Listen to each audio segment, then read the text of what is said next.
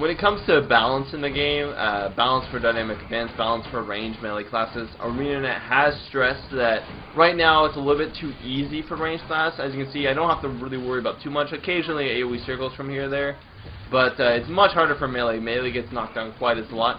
So they're going to end up balancing it better to where melee and range just have just as much challenge. You know, I'm having to run around just as much, and because I don't have to stand still to cast my abilities, that works out fine. You know, I'm not having to stand in one place, cast an ability, move, stand in one place. I can constantly move around tight.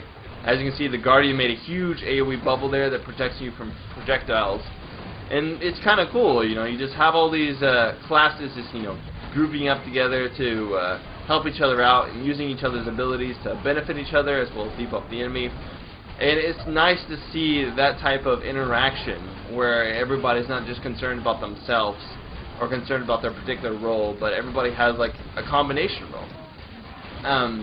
When it came to abilities, when I looked at all the abilities for the different classes and what you had at your disposal to use, you know, you can swap your abilities out from 6 to 9. Those are all custom. You get to choose what abilities you want to use in those areas as you unlock them. And you unlock them at whatever pace you want. So you can unlock them, you know, you save up skill points that you find throughout the world and unlock a super ability. I had abilities as elementalists that I could summon down like a lightning hammer for other people to use, or a frost arrow, or a frost archer for other people to use. One thing is, you notice that he's now turned into a giant ice elemental, does more damage, more AoE, as you can see, persistent AoE in areas. So it's not just one form the whole time. And keep in mind as well, this is just level 10. There's 80 levels in the game, and these types of events are present throughout the entire game. When I was going from 1 to 20, I saw these events all over the place. And they're really cool. It breaks up the standard questing, and it really gets everybody playing together. And I found this in combination with your personal story quests, as well as just your general quests in general. Those are really what makes a cool game. It makes you keep wanting playing because you keep wanting discovering. And it really promotes discovery, you know. Like, I could have just moved on to like the level 20 zone in human area. But I chose to come here to the Norn area because I thought it was pretty cool. It was a different environment, and as of that, I got to experience these different cool events. One small touch that I think is really cool is that players' characters will often emote. So they'll often say when things are cold, or when, you know, we're trying to quickly push down a boss enemy, you know, they say quickly, you know, stuff like that. Touches like those really make a game extremely immersive, and I'm glad to see that type of stuff. This guy is getting really low. For great justice, looks like a warrior just like goes in there, falls to the walls. I do have a player I noticed not being revived there on the left. I should go revive him, but I don't know if I do.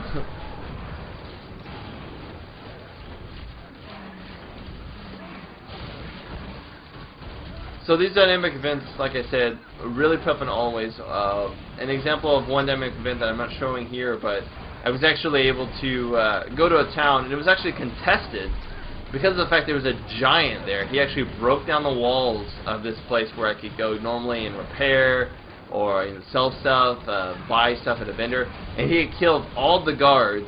He killed all of the NPCs there, and he was killing all the players. And actually it was quite difficult because we didn't have enough players to actually take him out. And it took literally like, I think, 20 minutes for us to gather enough players so that we could drive him out and kill him, so that we could retake that place, because otherwise we wouldn't be able to actually, you know, spawn there or teleport there as a waypoint. It was contested because of that reason.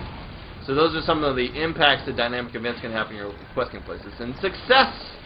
We have killed them. And as you can see, everything's kind of falling down, and it's much like an epic raid boss, but at level 10, which is pretty awesome. I think the earliest time this happened was at level 7 in the Char Zone. There was a raid boss like this. So they happen at all different kinds of levels. And because there's no like group, you know, dynamic strength like that, everybody gets a piece of loot. So although this piece of loot I can't use, I did have the opportunity to get a piece of loot here, and I was able to collect it just by, you know, clicking on the guy, getting it. No rolls for loot, no fighting over loot. Everybody just had a chance to get something depending on how much they contributed, which I thought was really awesome. So guys, that was my look here at dynamic events here in Guild Wars 2. As always, if you guys want to learn more about Guild Wars 2, you can do so by checking out the link below at itmohut.com. This has been Smonkify. I'll see you guys later. Spunkify out. I feel strong.